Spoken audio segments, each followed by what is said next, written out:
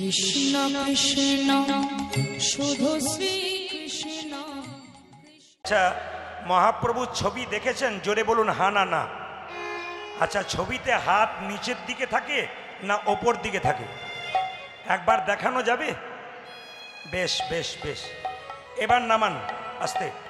আচ্ছা, মহাপ্রভু হাতটা তুলে আছে, আপনারা কেউ আর কাউকে ডাকবেন না, এই যে আর কাউকে ডেকে ভিড় বাড়াবেন না, ও এলে আরও অশান্তি হবে। যা হয়েছে ওর মধ্যেই থাক। হরে কৃষ্ণ। এই দিয়ে তাকান, যে যেখানে বসে আছেন আপনাদের কাছে নিবেদন রইল, আমি কমিটিকে আগেই বলেছি, আমাদের কীর্তন যেখানে হয় একটা ফুটবল গ্রাউন্ডে হয়, শান্তিতে মানুষ দেখতে পায়, প্রচুর ভিড় হয়, কিন্তু এই সামান্য জায়গার মধ্যে মন্দির, এখানে জায়গা খুব একটা নেই। কমিটি এই সুন্দর ব্যবস্থা করেছেন, এটা দিয়ে হচ্ছে।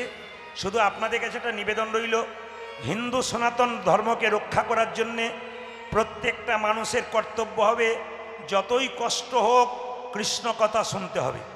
এইদিকে যেখানে ভাগবত হবে সেখানেও যাবেন, যেখানে হরিবাসর হবে সেখানেও যাবেন।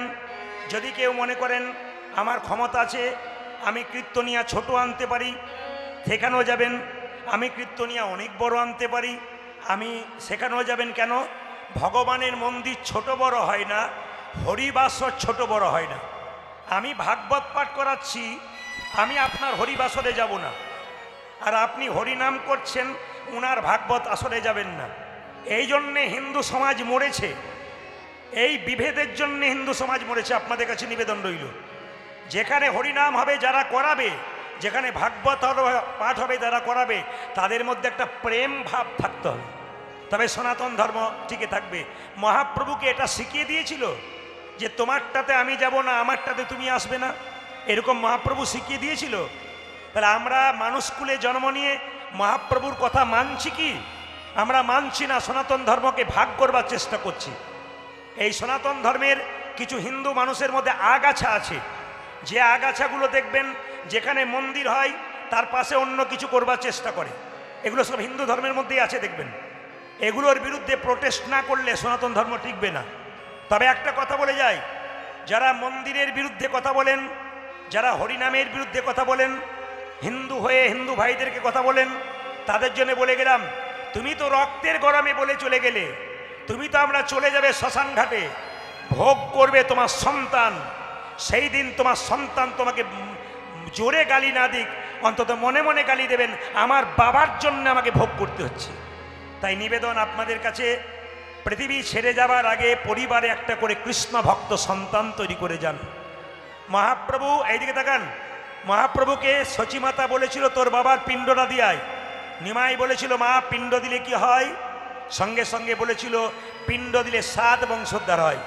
নিমাই বলেছিল মা পিণ্ড দিলে তো 7 বংশোদ্ধার হয়, কিন্তু কোনো বংশে একজন কৃষ্ণ ভক্ত সন্তান জন্ম নিলে 7 বংশ নয়, তার 14 বংশ উদ্ধার। এই জন্য যে যেখানে উপস্থিত আছেন, যারা দাঁড়িয়ে আছেন, যারা বসে আছেন, প্রত্যেকটি ধর্মের মানুষকে সম্মান দিলাম, প্রত্যেকটি ধর্মীয় জায়গাকে সম্মান দিলাম। যেখানে মন্দির হবে, যারা আছেন আপনারা প্রতিটি মন্দিরে যাবেন। কি লোকনাথ বাবার আশ্রম, কি লোকনাথ বাবার মন্দির, কি মহাপ্রভুর মন্দির, কি রামের মন্দির, কি কৃষ্ণের মন্দির, কি গৌরের মন্দির। মন্দির হলেই সেখানে বাচ্চাদেরকে নিয়ে বেড়াতে যাবেন, বাচ্চাগুলো কিছু শিখবে আপনার দ্বারা। শুধু টাকা পয়সা রেখে গেলেন তা বললে হবে না, মানুষ করে যেতে হবে, বিবেকবান সন্তান করে যেতে হবে। মৃত্যুর সময় শান্তি পাবেন, আমার ছেলেকে আমি চোর ডাকাত তৈরি করতে পারি নাই, একজন কৃষ্ণ ভক্ত সন্তান তৈরি করে দিতে পেরেছি। এটা বারবার নিবেদন রইল আপনাদের কাছে, প্রতিটি হিন্দু সনাতন ধর্মের মানুষের কাছে নিবেদন রইল, গর্ব করে যেন বলতে পারেন আমি হিন্দু, আমি সনাতন ধর্মের মানুষ।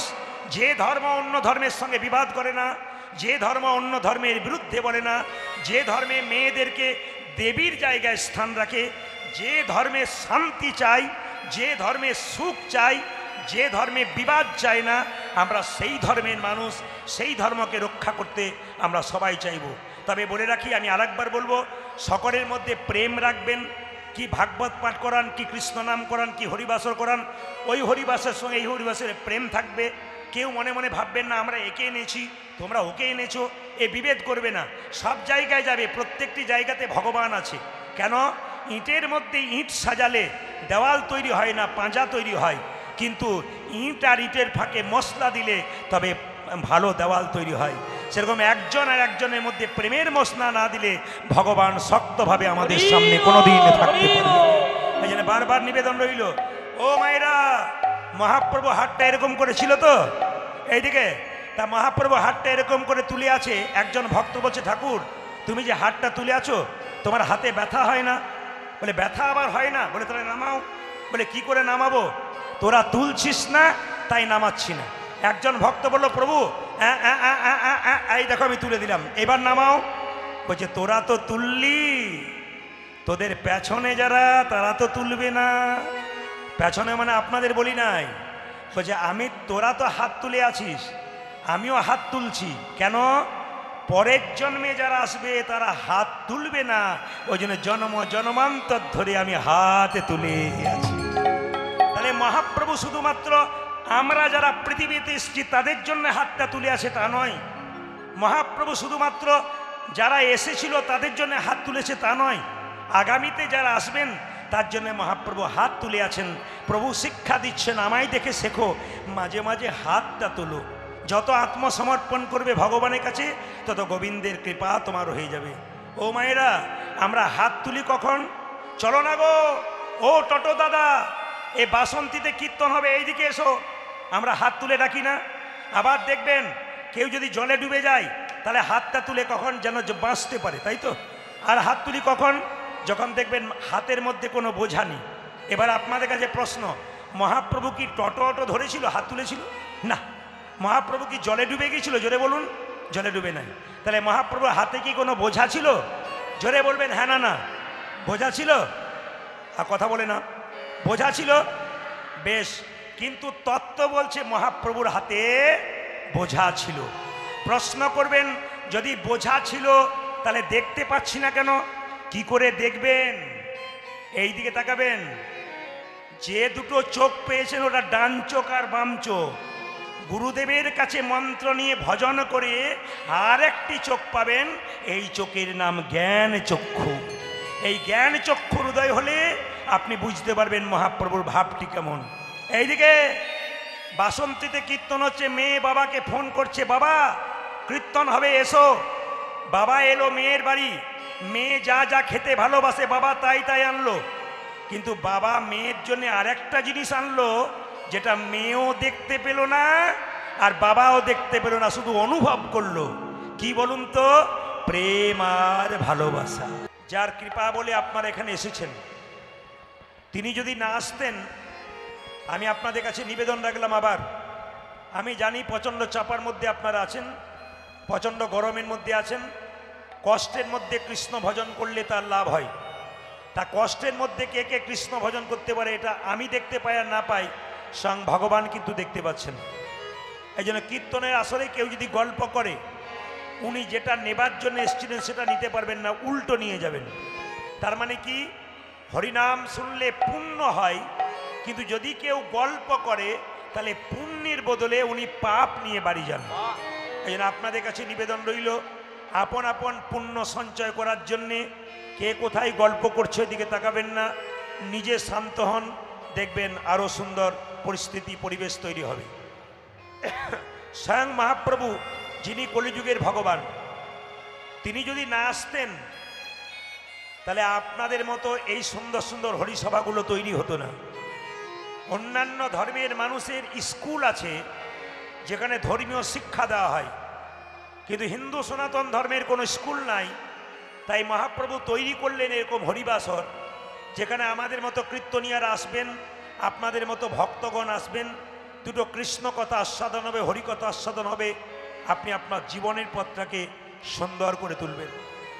এই জন্য মহাপ্রভু একাই আসেনি, নিত্যানন্দ, অদ্বৈত, শ্রীবাস, গদাধরকে সঙ্গে নিয়ে তিনি এসেছিলেন। প্রত্যেকটি জীবের দ্বারে তিনি হরিনাম দিয়েছিলেন। মায়েরা, নিতাই চাঁদকে ডেকে বলল, দাদা এ অধম জীবকে তোমাকে হরিনাম দিতে হবে। বলে কেন? ক মানে কাম, লি মানে লিপ্ত, এরা হলো কলিযুগের মানুষ। ক মানে কাম, লি মানে লিপ্ত, এরা কামে লিপ্ত, নামে লিপ্ত নয়। এদেরকে উদ্ধার করতে গেলে দাদা তোমার প্রয়োজন আছে। নিতাই চাঁদ বলল, ভাই আমি কি করব? বলছে তুমি প্রথমে জীবের দ্বারে দ্বারে হরিনাম দেবে। কারা কারা দীক্ষা নিয়েছেন হাত তুলবেন। দীক্ষা দীক্ষা, বাহ সবাই এবার নামান। আপনারা যে হাত তুললেন, যারা যারা দীক্ষা নিয়েছেন, বাইরে যারা তোলেন নাই বা তুলছেন, আপনারা জানাচ্ছেন আমি জানতে পারছি না। দীক্ষা নেওয়া মানে মন্ত্র নিয়ে নিলেন, লোককে গিয়ে বললেন আমার মন্ত্র নেওয়া হয়ে গেছে, না।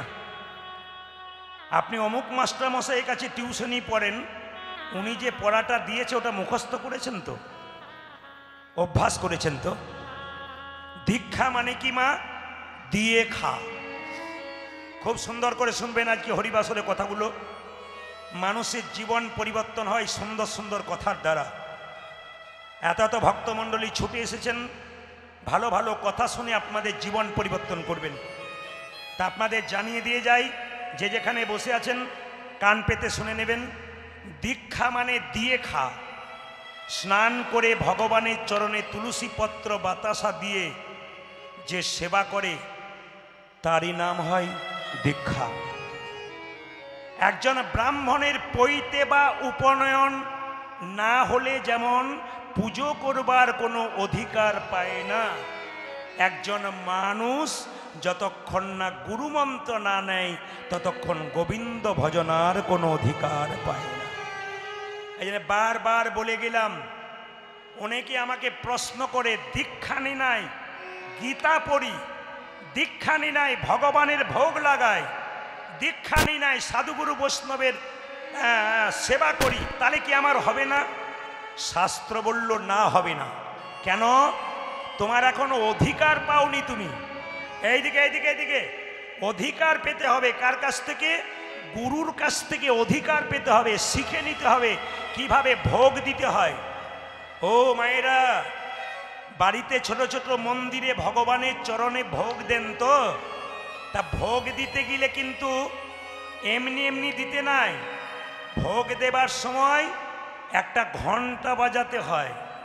ঘন্টা কোনটাকে বলছে? যেটা বিরাট বড় ঢং ঢং করে মন্দিরে বাজে, ওটা ঘন্টা।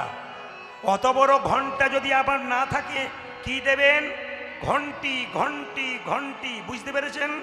ঘন্টি মানে হাতে ছোট করে যে বাজাচ্ছে, ওটা পুংলিঙ্গ, এটা স্ত্রীলিঙ্গ।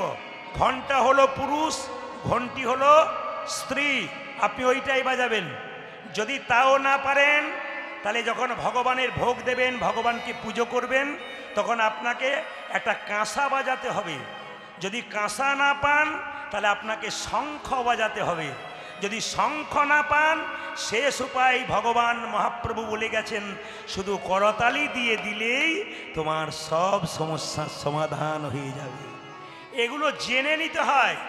ভগবানকে ভোগ লাগাতে গেলে সেদ্ধ চালের অন্ন লাগাতে নেই। কি লাগাতে হয়? আতপ চালের ভোগ লাগাতে হয়। এত সোজা নয়। যারা প্রসাদ ভোজী হতে পারেন নাই, আজকে বাসন্তী হরিসভায় দাঁড়িয়ে আপনাদের প্রসাদ ভোজী করার জন্যে একটি বক্তব্য রেখে যাব। প্রতিটি আসরে বলে এসেছি, ইদানিং যতগুলো আসরে বলেছি, প্রত্যেকেরই ফোন বাবা বলে কি চালু করে দিলাম। আপনারা বাড়িতে বাড়িতে প্রসাদ ভোজী হতে পারবেন সপ্তাহে একদিন। কোন দিন? গুরুবার, বৃহস্পতিবার। এমন কোনো হিন্দুর বাড়ি নাই যেখানে নিরামিষ হয় না। আপনাদের আমিষ টামিষ হয় নাকি? দু চারজন বলছে বাজার গেলেই তো মাথা খারাপ হয়ে যায়।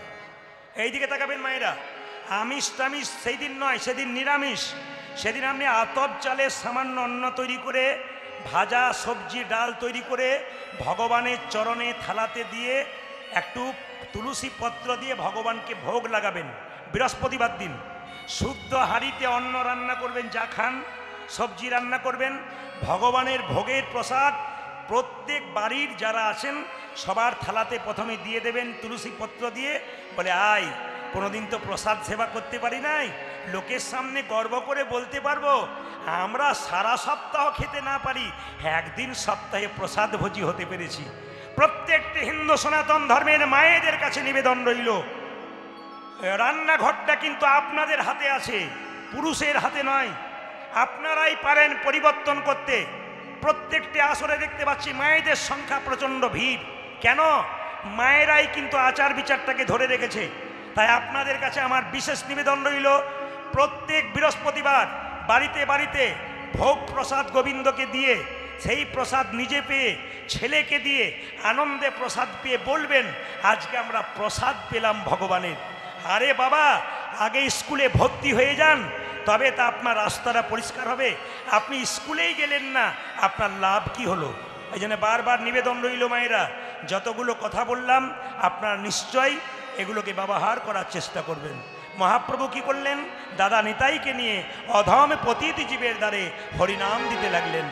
অধম পতিত জীবের দ্বারে দ্বারে গিয়া, অধম পতিত জীবের দ্বারে দ্বারে গিয়া, অধম পতিত জীবের দ্বারে দ্বারে হরি অধম পতিত জীবি ধারে ধারে গিয়া, মহামন্ত্র হরিনাম দিচ্ছেন বিলাই, হাই হাই মহামন্ত্র হরিনামে দিচ্ছেন বেলাজিয়া, যে মহামন্ত্র হরিনাম দিচ্ছেন বিলাইয়া, পূজা যে মহামন্ত্র হরি নামে দিচ্ছেন বিলাইয়া, যে যারে দেখে তারে বলে দন্তে তৃণ ধরি, আজ যারে দেখি তারে বলি দন্তে তৃণ ধরি, যারে দেখে তারে বলে দন্তে তৃণ ধরি, যারে দেখে তারে বলে দন্তে তৃণ ধরি, আমারে কিনিয়া লহ বল গৌর হরি হরি বল, আমার কিনিয়া লহ বল গৌর হরি, যে আমারে কিনিয়া লহ বল গৌর হরি। হাই হাই আমার কিনে এলো বলে গৌরে হরে তোরা, কে কিনিবি রে, কে কি নিবি রে, কে কিনিবি রে, যা চাইবি তাই পাবি, কে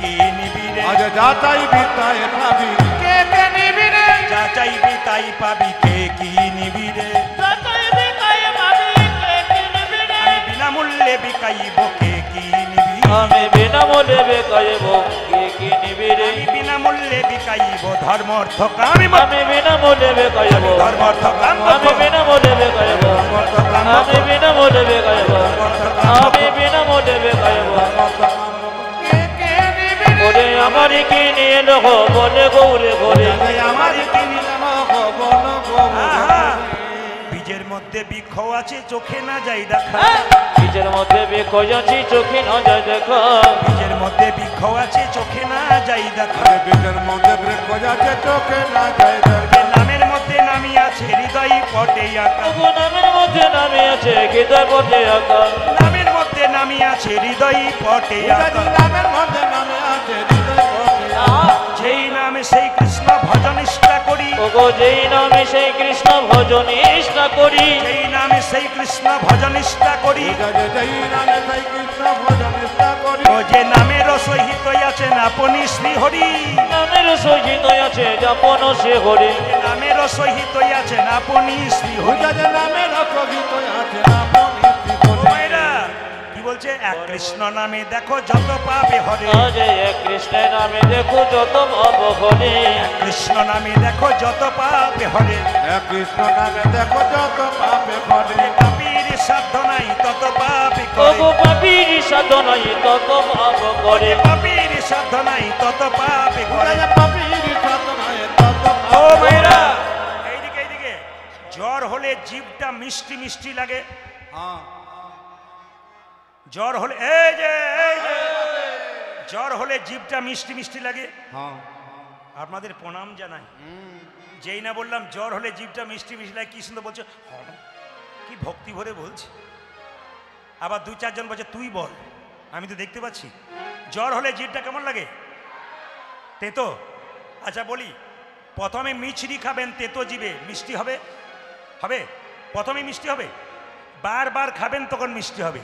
হরিনাম যাদের ভালো লাগে না, মহাপ্রভু বলল প্রথমবার নয়, বারবারে বলিবে, বারে বারে বলবে, বারবারে বলিবে, বারে বারে বলিবে, সোধা মাখা হরিনাম বারে বারে বলিবে, সুধা মাখা করি নামে বারে বারে বলবে, মধু মাখা হরিনাম বারে বারে বলিবে, মধু মাখা হরি নামে বারে বারে বলিবে, মধু মাখা হরিনাম বারে বারে বলিবে, পূজা যে মধু মাখা হরি নামে প্রেমানন্দে মাতবে, আজ সুধা মাখা করি না, প্রেমানন্দে মাতবে, আজ মধু মাখা করি না, প্রেমানন্দে মাতবে, ওগো সুধা মাখা করি না, প্রেমানন্দে মাতবে, ওগো মধু মাখা করি না, প্রেমানন্দে মাতবে, বারে বারে বলিবে, ওগো দেখিতে না হয় তোমার প্রেমের অবিশ্বাস, দেখতে না হয়তো আমার প্রেমের অভিশাপ। জোরে বলুন রাধা রানী কি। মহাপ্রভু হাতটা তুলে আছে, আমরা কেউ দেখতে পাচ্ছি না, কিন্তু তিনি প্রেমের ভান্ডার নিয়ে আমাদের জীবের দ্বারে এসেছেন। তাই তো পণ্ডিত বললেন তোমরা লৌরে কি শরীর প্রেম নিতাই ডাকে আই,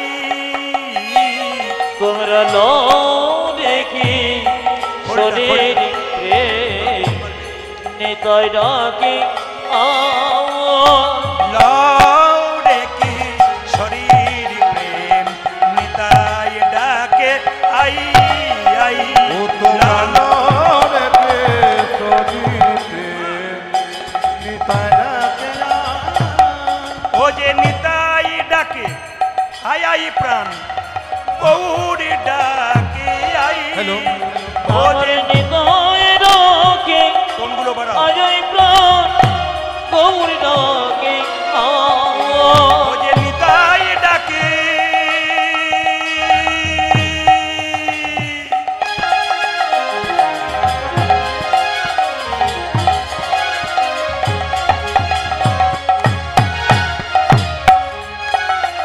ও যারে নিতাই ডাকে আয় তার গৌর ডাকে তোমরা লৌরে কি শরীর প্রেম নিতাই ডাকে আই আই।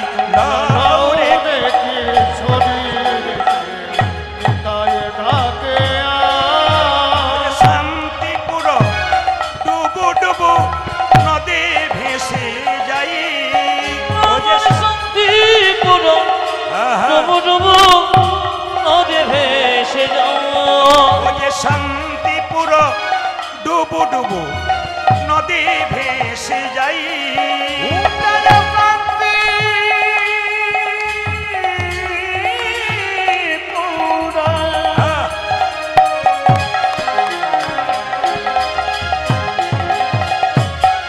ওই আমার শান্তিপুর ডুবু ডুবু নদে ভেসে যায়। ও যে কুলি ভাঙিয়া ঢেউ আসিয়া লাগিল গোড়ার গাই। আমার কুল ভাগিয়া দেবসিয়া লাগিল গোরার গায়, ও যে কুলি ভাঙিয়া ঢেউ আসিয়া লাগিল গোড়ার গাই। উড়ার ফুল ভাঙিয়া ঢেউয়াটিয়া লাগিল গোড়ার গায়। তোমরা লৌরে কি শরীর প্রেম নিতাই ডাকে আই। নিতাই গৌর হরি বল। নয় কিশোরের প্রেম নিতাই ডাকে হে দয়াল নিতাই আমার, নিতাই হে দয়াল নিতাই আমার,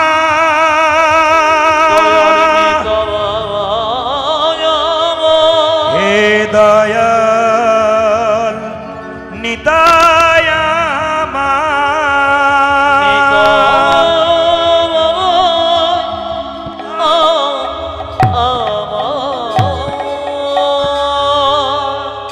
বলে কিভাবে দেব ভাই? মহাপ্রভু বললেন দাদা নয়নে দেখিবে যাবে কৃষ্ণ নামে দেবে তার। দাদা নয়নে দেখিবে জারি কৃষ্ণ নামে দেবে ওই যে নয়নে দেখিবে যাবে কৃষ্ণ নামে দেবে তার। আজ নয়নে দেখিবে যারে কৃষ্ণ নামে দেবে তারে। ওই যে নয়নে দেখিবে যাবে কৃষ্ণ নামে দেবে তার। দাদা নয়নে দেখিবে যারে কৃষ্ণ নামে দেবে তারে। সাবধান যেন জাতির বিচার করো না দাদা, যেন জাতির বিচার করো না দাদা, জাতির বিচার করো না দাদা। জনজাতির বিচার করো না দাদা। যারে দেখিবে নামে দেবে জাতির বিচার করো না দাদা। যারে দেখিবে নামে দেবে জাতির বিচার করো না তুমি দাদা, যারে দেখিবে নামে দেবে জাতির বিচার করো না দাদা। তুমি যারে দেখিবে নামে দেবে জাতির বিচার করো না আচ্ছা দাদা।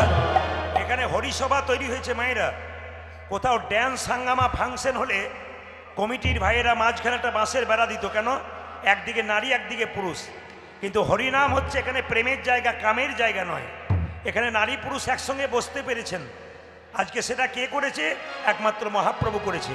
তাই নিতাই চাঁদ বলল যাকে চোখে দেখবো তাকে হরিনাম দেবো, যদি না নেয় তখন কি করব?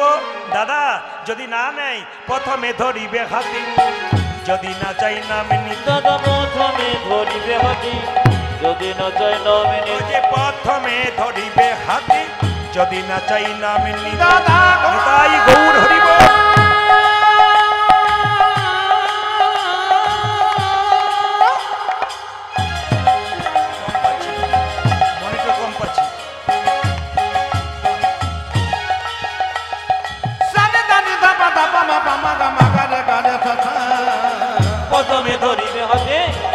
যদি না চাই নামে ও নিতে যে প্রথমে ধরিবে হাতে যদি না চাই নাম নিতে দাদা প্রথমে ধরিবে হাতে যদি না চাই নাম দাদা এই যে হাতে ধরে বলবে ঘড়ি দাদা হাতে ধরে বলবে হরি হাতে ধরে বলবে পূজা যে হাতে ধরে বলবে বলে বলাবে ঘড়ি বলবে ঘড়ি হাতে ধরে বলবে ঘড়ি দাদা বলাবে হরি বলবে হরি হাতে ধরে বলবে ও যে বলাবে ঘড়ি বলবে ঘড়ি হাতে ধরে বলবে দাদা ঘড়ি বলবে হরি বলবে হরি হাতে ধরে বলবে বেশ। হরি মেনে নিলাম চোখে দেখবো হরিনাম নেব যদি না নেয় হাতে ধরবো হাতে ধরার পর যদি কেউ হরিনাম না নেয় শেষ উপায় কি পাছে তারও লোটাইবে পাই ও ওই দাদা দাদা গো পাছে তারো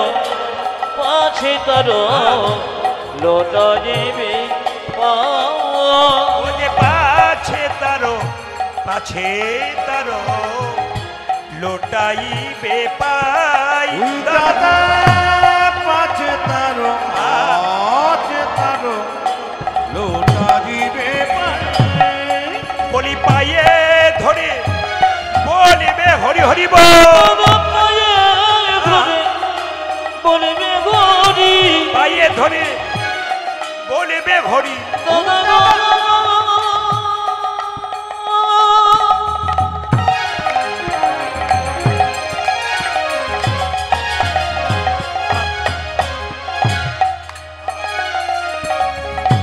ওগো দাদা ধরে বলবে হরি পায়ে ধরে বলিবে ঘড়ি পায়ে ধরে বলবে গরি বলাবে ঘড়ি বলিবে ঘড়ি পায়ে ধরে বলিবে ঘড়ি ও তুমি বলাবে হরি বলবি হরি পায়ে ঘড়ি বলিবে হরি বলাবে হরি বলবে হরি পায়ে ধরে বলবে ও হরি তুমি বলাবে হরি বলবি হরি দাদা পায়ে ধরে বলবে হরি দাদা পায়ে ধরে বলবে হরি আজ পাছে তারো পাছে তারো নিতাই লোটা যাবে পা বেশ বেশ বেশ